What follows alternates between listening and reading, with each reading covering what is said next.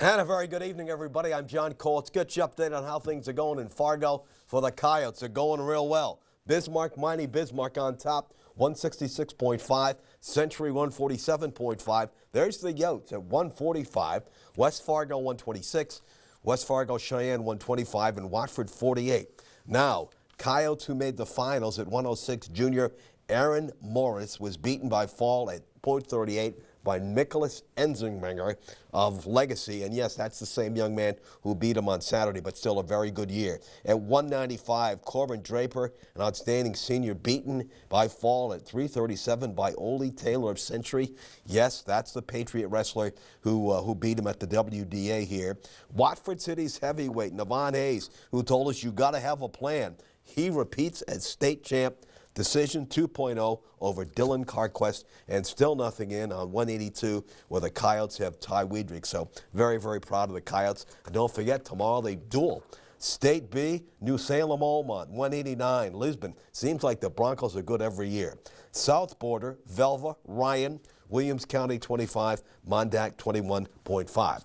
Big college basketball weekend, and on Sunday in Williston, the Lady Tetons, the #2 team in the Mondack Conference, will try to beat #1 Science at 1 p.m., a feat they pulled off last year. Bill Triplett on the Cats. Well, you know, we're going to watch some film this afternoon. Last night they beat Bismarck, and they hadn't changed anything, but we have to defend and we have to rebound, and that's the two basic things.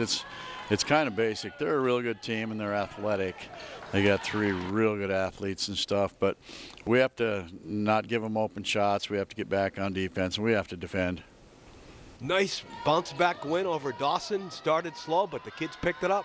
Yeah, it was a good win for us. I mean, we were sluggish the game before that. I didn't think we worked as hard as we possibly could, and I think to see us, you know, fight through some adversity, some sickness and fouls and stuff last night, and to play as hard as we did, that was a good sign. All righty, now, folks, the men will meet Science at 3 p.m., and this is what they have to do to beat the first-place Cats at home. Here's Alex Herman.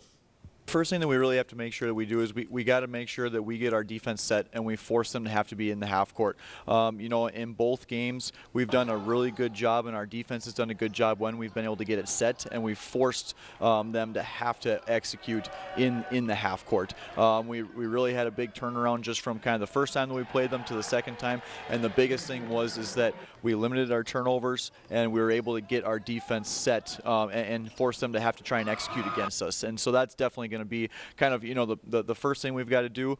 And then secondly, too, kind of right along with that is we've got to make sure that we can get out in transition and we can kind of get some rhythm going there on offense early in the game and you know, see some good baskets fall and then kind of be playing from there with confidence.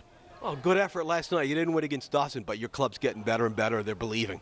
Yeah, you know, we kind of ran a little bit of out of rhythm there for a little bit. That's one of the really good things that Dawson does. I mean, that's complete credit to them because they switch up their defenses, they switch up their presses. We kind of had a little bit of trouble with that, but then we were able to, you know, finally kind of settle in a little bit. We got down by about 20 there in the second half, and then we went on a very big 15-0 run there, and a lot of that was aided from getting stops and then also but breaking their press and getting into our offense and then kind of scoring from there. And it's just good to see that, you know, this late in the year, we're still making sure that, you know, guys are still fighting. I mean, at that point in time, you know, it could have been, you know, maybe a little bit easy to kind of roll over a little bit and say like, well, okay, let's see what we can do against Science. But instead we dug right in.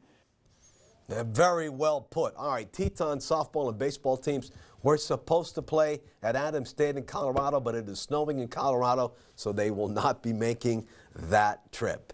So we never quite know what's going to happen, but we just deal with it and we march on.